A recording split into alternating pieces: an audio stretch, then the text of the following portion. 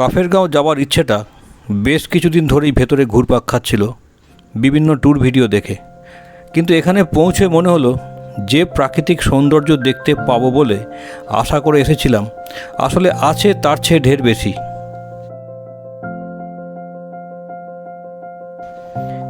যেমন কাফের হোমস্টের বাগান থেকে এমন কাঞ্চনজঙ্ঘার ভিউ, রিসোর্ট আর তার সংলগ্ন বাগানের এমন সৌন্দর্য,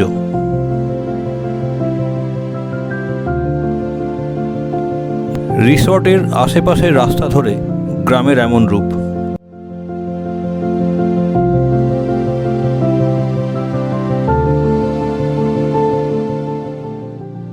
আর রিসোর্ট লাগোয়া জঙ্গলের ভিতর ক্যানোপি ওয়াক তো এক কথায় অনবদ্য।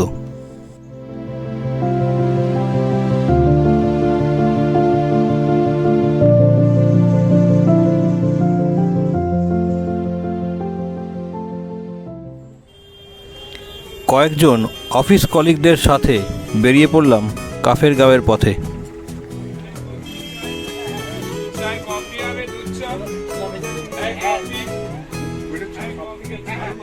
আর সেই সঙ্গে ঘুরে এলাম কাছাকাছির মধ্যে পানবু আর সামালবং।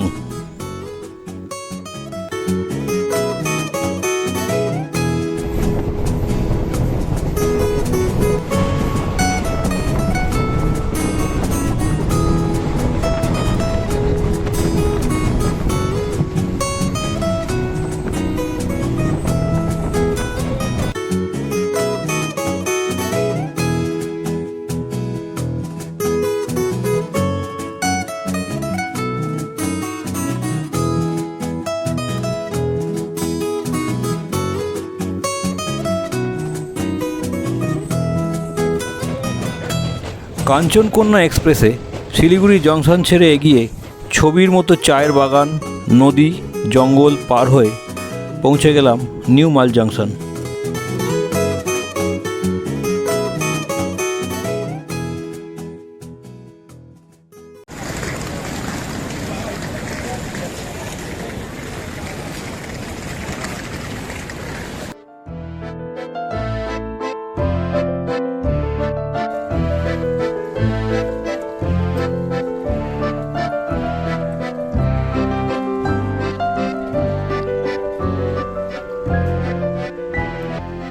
নিউ মাল স্টেশন থেকে ওদলাবাড়ি হয়ে করোনেশন ব্রিজ, কালীঝোড়া ছুঁয়ে আমরা এখন পানবুর পথে।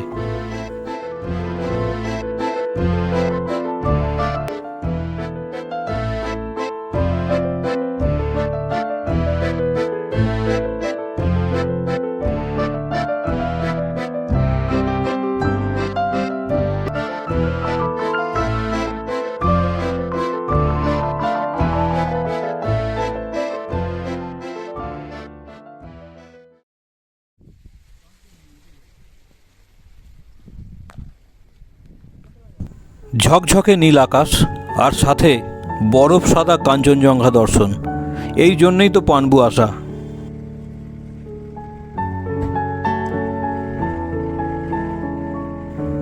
পানবু ভিউ পয়েন্ট থেকে একটু এগিয়ে গেলেই রয়েছে দেবাদিদেব মহাদেবের একটি সুবিশাল সাদা মূর্তি।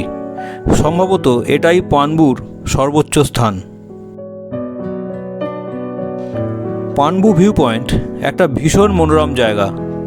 আকাশ ঘন নীল, ভিউ পয়েন্ট থেকে সুবিশাল কাঞ্চনজঙ্ঘার 360 ডিগ্রি ভিউ, আর অন্যদিকে রূপলি ফিতের মতো তিস্তার বয়ে চলা।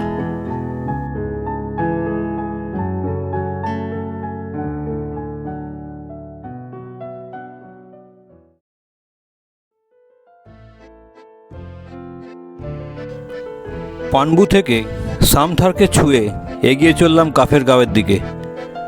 রাস্তার ধারে চলে যাচ্ছে ছবির মতো সুন্দর এক একটা পাহাড়ি গ্রাম।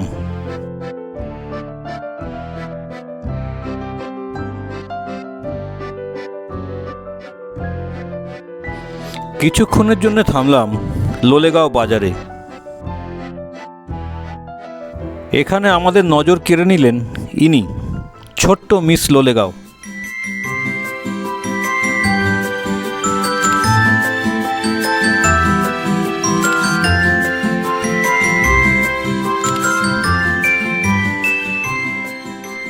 লোলেগাঁও 5500 ফুট উচ্চতায় সাইপ্রাস আর ধুপি গাছে ঘেরা ট্যুরিস্টদের অতি প্রিয় ও পরিচিত এক স্পট। লোলেগাঁও বাজার থেকে কাফেরগাঁও 2 কিলোমিটারের একটু বেশি, সময় লাগবে 10 মিনিটের মতো। আর মাল জাংশন থেকে লোলেগাঁও 100 কিলোমিটার, সময় লাগবে 3.5 ঘন্টার কাছাকাছি।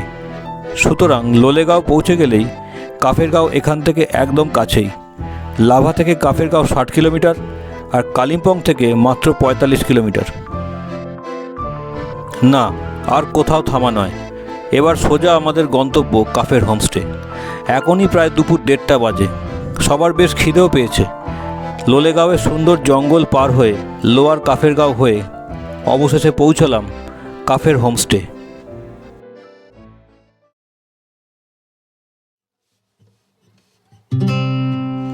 কাফের হোমস্টে প্রথম দর্শনেই মন কেড়ে নিল।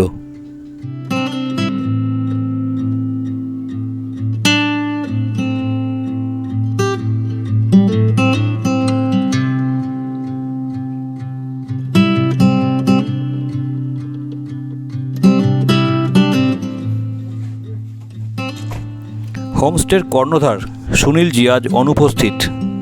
তার পরিবারের আতিথেয়তায় আমরা এগিয়ে চললাম আমাদের নির্দিষ্ট ঘরের দিকে।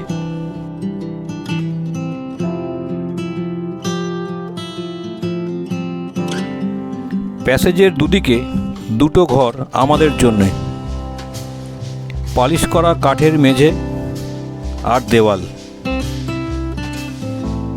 ঘরের জানলা থেকে সোজা কাঞ্চনজঙ্ঘা ভিউ।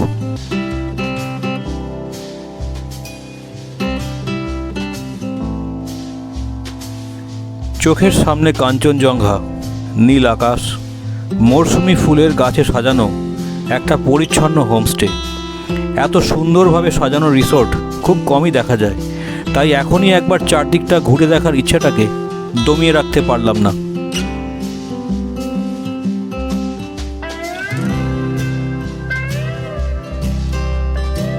কম্পাউন্ডের মাঝখানে এই বাঁশের ব্রিজটাও যথেষ্ট সৌন্দর্য যোগ করেছে।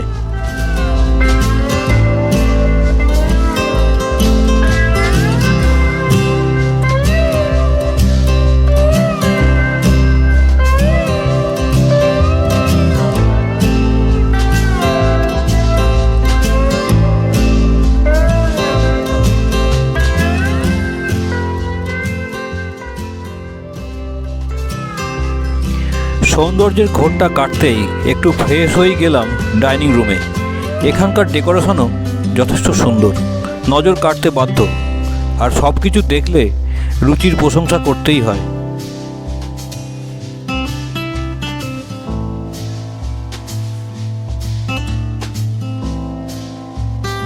পাহাড়ে বেড়াতে এসে লাঞ্চের পরে ঘুমিয়ে পড়া মানে অনেক দুর্লভ মুহূর্ত থেকে নিজেকে বঞ্চিত করা। তাই বেরিয়ে পড়লাম রিসর্টের লাগোয়া জঙ্গলে একটু হেঁটে আসার জন্যে। এরকম সুযোগ আমরা সাধারণত হাতছাড়া করি না।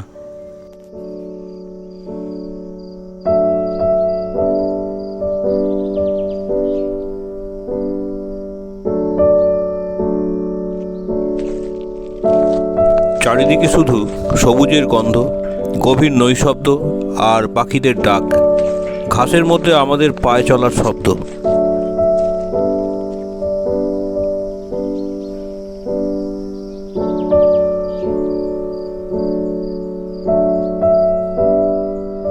জঙ্গল পাহাড়ের পথ ধরে পায়ে পায়ে ওপরে উঠে এসে দেখছি ঠান্ডাটাও বেশ বেড়ে গেছে।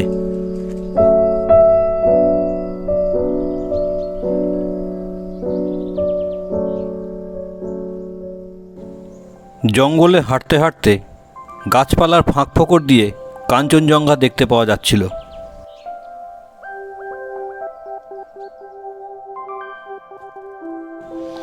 এখানে আকাশ নীল, এখানে শব্দহীন সবুজের আন্দোলন, এখানে পাখিরা বেপরোয়া।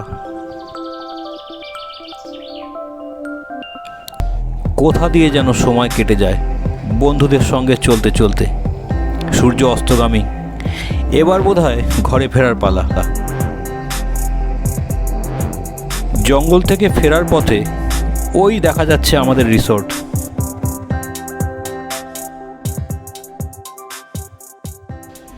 যেটুকু আলো এখনও আছে রিসোর্টের চারপাশটা ঘুরে আসা যায়।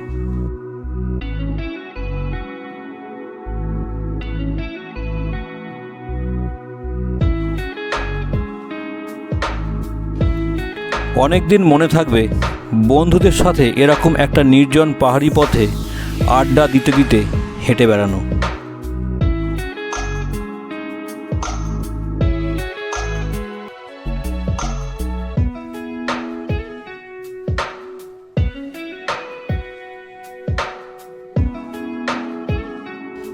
এবারে সত্যিই অন্ধকার হয়ে আসছে। অবশেষে রিসর্টে ফিরে আসা।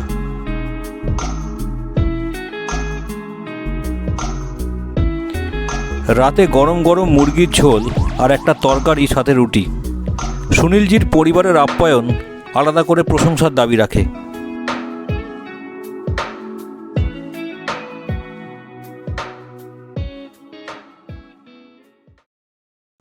পরের দিন সকালে ঘুম থেকে উঠে বাইরে আসতেই দেখি একেবারে ঝকঝকে কাঞ্চনজঙ্ঘা।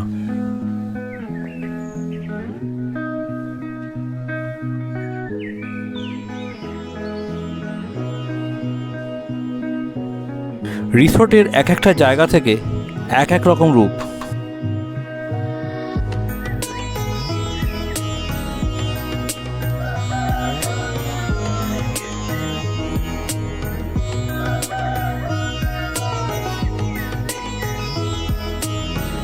ভোরের কাফের গাঁও ধীরে ধীরে আড়মোড়া ভেঙে পাখির ডাকে জেগে উঠছে।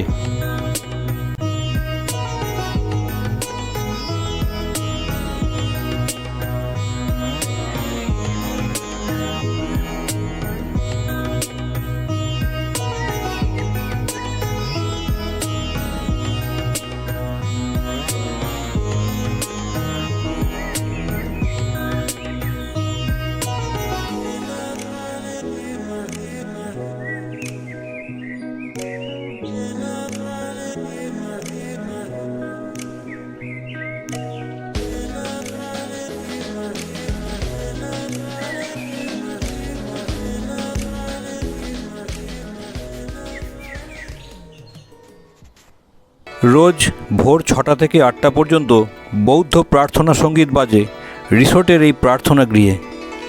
চলুন একটু ভিতর থেকে ঘুরে আসি।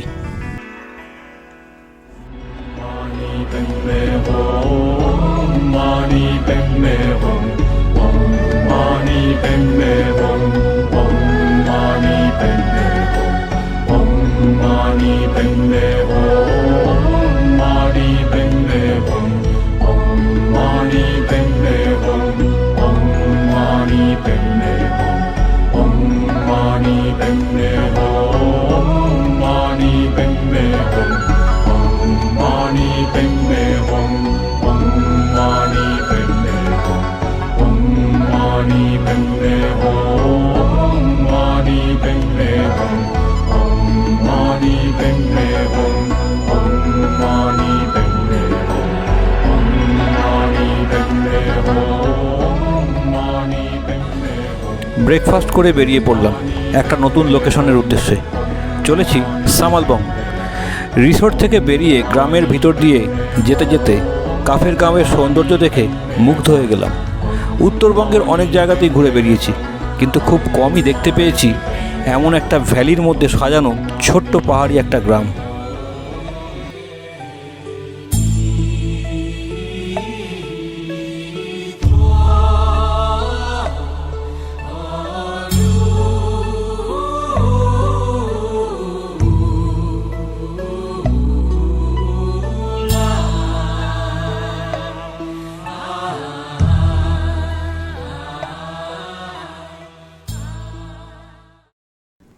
সামালবং জায়গাটা নতুন, ট্যুরিস্টের ভিড় কম, সেই সাথে হোমস্টেও এখনও অনেক কম।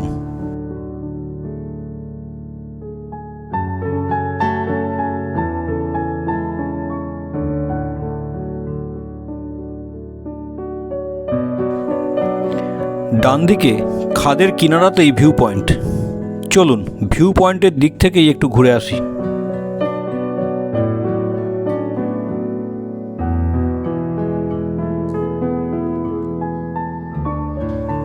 ভিউ পয়েন্টে দাঁড়িয়ে নিচে বয়ে চলা রেলি নদীর দিকে তাকিয়ে একটা দারুণ অনুভূতি হচ্ছিল। আর ফিতের মতো সরু রেলি নদী গিয়ে ওই দূরে মিশেছে চওড়া তিস্তা নদীতে। একদম কিনারায় দাঁড়িয়ে নিচের দিকে তাকিয়ে শরীরটা যেন কেমন ঝিমঝিম করে উঠল। এখান থেকে কালিম্পং শহরের পুরো একটা ভিউ পাওয়া যায়। সন্ধেবেলায় যখন কালিম্পং শহর আলোয় ঝলমল করে ওঠে তখন এখান থেকে কেমন লাগবে সহজে অনুমান করা যায়। বাইনোকুলার থাকলে ভিউ পয়েন্টে দাঁড়িয়ে সিলারিগাঁও কালিম্পংয়ের দুটো বিখ্যাত স্পট ডেলো ও দূরবীন পাহাড়েরও সুন্দর ভিউ পাওয়া যায়। যেদিকেই তাকাচ্ছি যেন ফ্রেম এক একটা।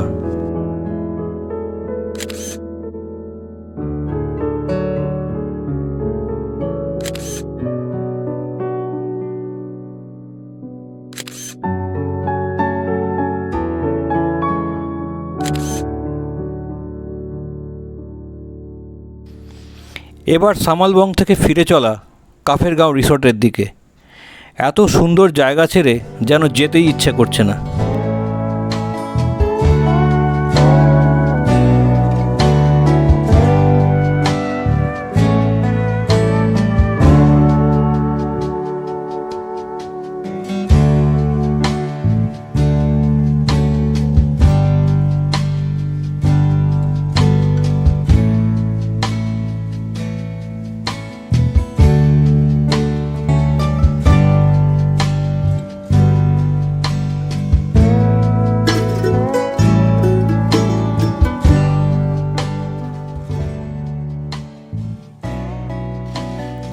সুন্দর একটা অভিজ্ঞতা স্মৃতিতে থাকবে।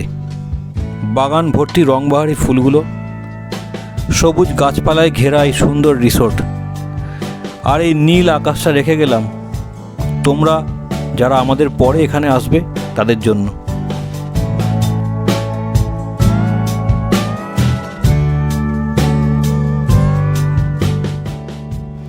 ফিরে যাওয়া আর ফেরানো গেল না। ডাল ভাত আলু ভাজা আর ডিমের ঝোল দিয়ে লাঞ্চ করে বেরিয়ে পড়লাম এনজেপির উদ্দেশ্যে।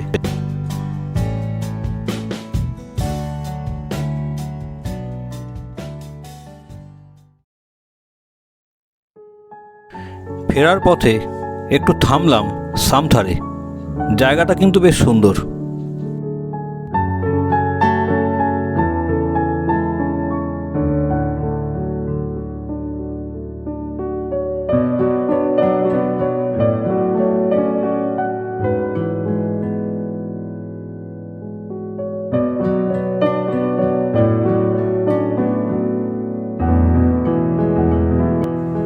খাদের ধারে একটা আদর্শ বসার জায়গা। অনেক দিন ধরে ভেবেছিলাম কেমন লাগবে বন্ধুদের সাথে এরকম একটা জায়গাতে বসে আড্ডা মারতে। ভীষণ ভালো লাগছে চারদিকে তাকিয়ে, তার সঙ্গে তেমনই মানানসই পড়ন্ত সূর্যের আলো।